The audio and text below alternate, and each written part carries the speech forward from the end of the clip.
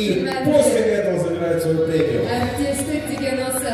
Нұржан Байсақов, Астана қаласындағы экономикалық лицейінің қазақ тілі мен әдебиеті пәнінің мұғалімі. Сіздерге қуанышымыз, Назар мырза, және осы есім сөйлеттен кейін қысқаша ғана өзіңіздің ой-пікіріңізді. Нұржан мырза, бұл тарихи сәтте қандай сезімде тұрсыз? Бақыттысыз ба? Бақыт деген осы ма?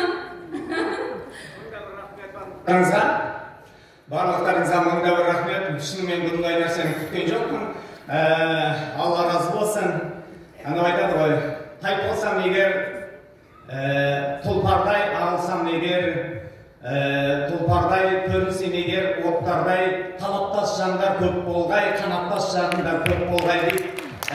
Мыңда бір рахмет. Сіздермен барлықтарыңызбен танысқанға өте қуаныштымын. Айтады ғой, адам намаз оқысаңыз да, ораза ұстасаңыз да, басқа дүние істесеңіз де ала алмайтын бір сауап бар дейді. Ол өзіңіз білім алып, сол білімді таңертең біреуге жеткізуге, сонымен бөлісуге асығу дейді. Сондықтан сондай сауапты біздің маңдайымызға жазыпты. Барлықтарыңызды тағы да құттықтаймын. Рахмет. Тамаша. Сізді құттықтаймыз. Сізге рахмет. Біздер сөйлеген құттықтаймыз сізді.